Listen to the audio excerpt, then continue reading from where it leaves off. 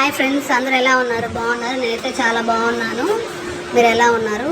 చాలా రోజులు అయింది ఫ్రెండ్స్ నేను లాంగ్ వీడియో అప్లోడ్ చేసి, అందుకని ఈరోజు ఈ వీడియో షూట్ చేశాను. ఇది చికెన్ బిర్యానీ అండి. 2 kgs చికెన్ బిర్యానీ కాంబినేషన్గా రైతా చేసుకున్నాను. ఇప్పుడు ఈ చికెన్ బిర్యానీ ఎలా చేశాను ప్రాసెస్ మీకు వీడియోలో చూపిస్తాను. పక్కా మెజర్మెంట్స్తో చూశాను, ట్రై చేయండి, ఎలా వచ్చిందో చెప్పండి. ముందుగా ఒక పెద్ద బిర్యానీ కడాయి పెట్టుకోండి. దాంతో నేను 250 ml ఆయిల్ వేసాను.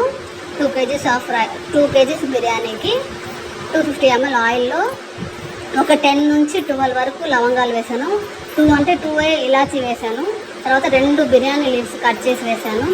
తర్వాత అవన్నీ కొంచెం వేగిన తర్వాత జస్ట్ ఒక 2 minutes అట్లా వేగిన తర్వాత సన్నగా కట్ చేసి పెట్టుకున్న ఆనియన్స్, చాలా అంటే చాలా సన్నగా కట్ చేసుకోవాలండి. 1/2 kg ఆనియన్స్, మనం 2 kg రైస్కి 1/2 kg ఆనియన్స్ కట్ చేసుకోవాలి. చాలా అంటే చాలా సన్నగా కట్ చేసుకోవాలి. కొంచెం నలుపుకోండి, కొంచెం నలిపి వేయండి ఆనియన్స్ వేగిన తర్వాత ఆనియన్స్ 50% వేగిన తర్వాత మనం కట్ చేసి పెట్టుకున్న పచ్చిమిర్చి అండి. ఇవి చిన్న పచ్చిమిర్చి చాలా కారంగా ఉంటాయి. ఒక 10 నుంచి 12 పచ్చిమిర్చి ఇలాగా కట్ చేసి వేసుకున్నాను. ఇలాగా ఆనియన్స్ పచ్చిమిర్చి కొంచెం పచ్చి వాసన అంతా పోవాలి. ఈ ఆనియన్స్ బ్రౌన్ కలర్లో అయిపోవాలి.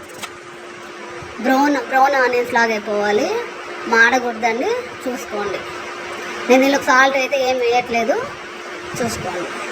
బ్రౌన్ ఆనియన్స్ అయిపోవాలి, చాలా అంటే చాలా బ్రౌన్గా అయిపోవాలి.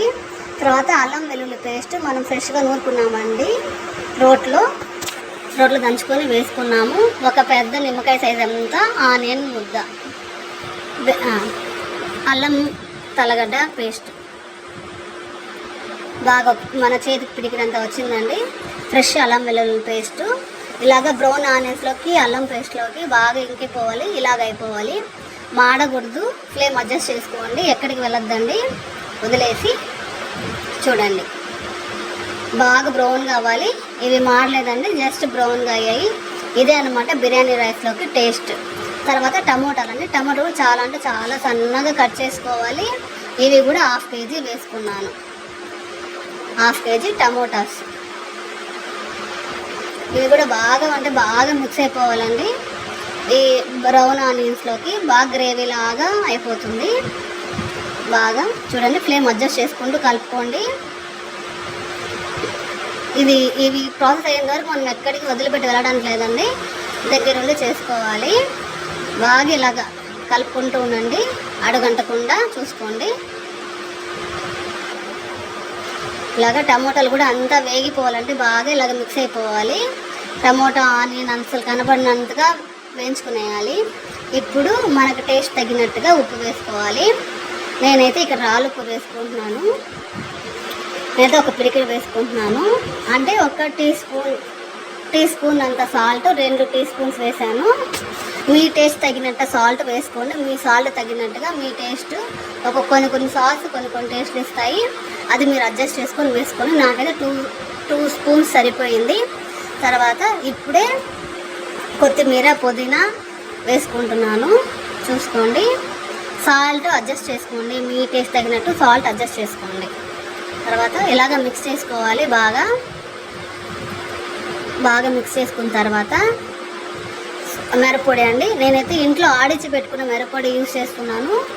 మీరు ఏ పొడి యూజ్ చేసుకుని దానికి తగినట్టుగా వేసుకోండి. నా కారానికి 2 టీ స్పూన్స్ సరిపోయింది.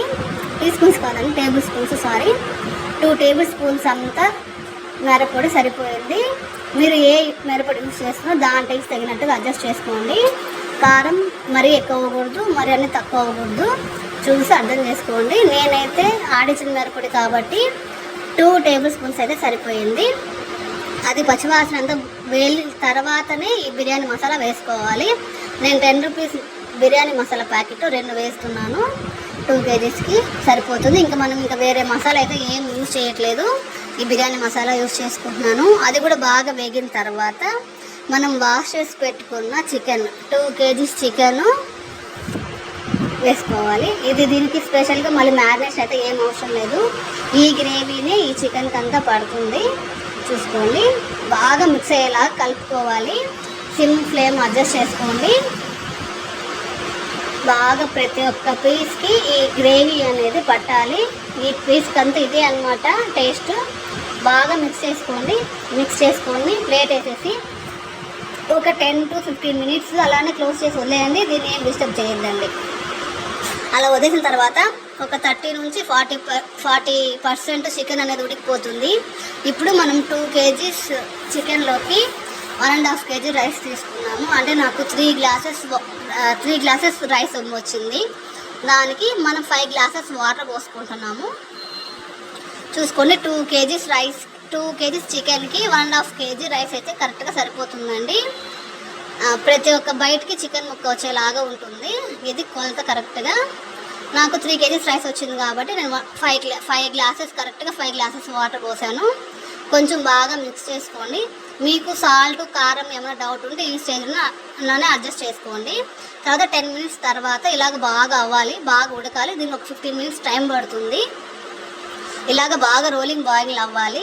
అయిన తర్వాత మనము ఒక 1/2 hour ముందే, ఈ ప్రాసెస్ కన్నా ముందే ఫస్ట్ మనం రైస్ అనేది నానబెట్టుకోవాలి. బిర్యానీ చేస్తున్నామంటే ఫస్ట్ రైస్తోనే స్టార్ట్ చేయాలి. రైస్ నానబెట్టుకోవాలి. నేనైతే నార్మల్ సోనా మసూరి రైసే వాడుతున్నాను, బాస్మతి రైస్ వాడట్లేదు. ఎంత ఎక్కువ నానితే అంత ఎక్కువ టేస్ట్ వస్తుంది. బాగా నానబెట్టుకోవాలి. ఈ నానిపోయిన బియ్యాన్ని ఇప్పుడు మనం ఉడికిపోయిన ఈ ఎసర్లో వేసుకుంటున్నాము. చూసుకొని జాగ్రత్తగా వేసుకోండి, మింది పడకుండా చూసుకోండి, జాగ్రత్తగా వేసుకోండి. ఇలాగా రైస్ వేసుకున్న తర్వాత మిక్స్ చేసుకోవాలి. పీసెస్కి అన్నిటికీ మిక్స్ చేసుకొని ప్లేట్ క్లోజ్ చేసి వదిలేయండి. ఏ డిస్టర్బ్ చేయొద్దండి. ఒక 15 minutes అలానే వదిలేయండి. 15 minutes తర్వాత ఇలా చూస్తే 80% ఉడికిపోయిందండి. చూసుకోండి, చూడండి. ఇప్పుడు సిమ్లో ఉంచేయండి. మరి సిమ్కి హైకి మధ్యలో మీడియంలో పెట్టుకోండి. ఒక్క 10 minutes.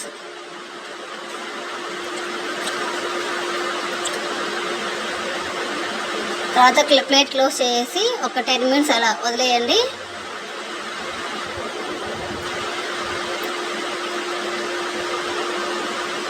టెన్ మినిట్స్ తర్వాత ఇలా అయిపోయిందండి.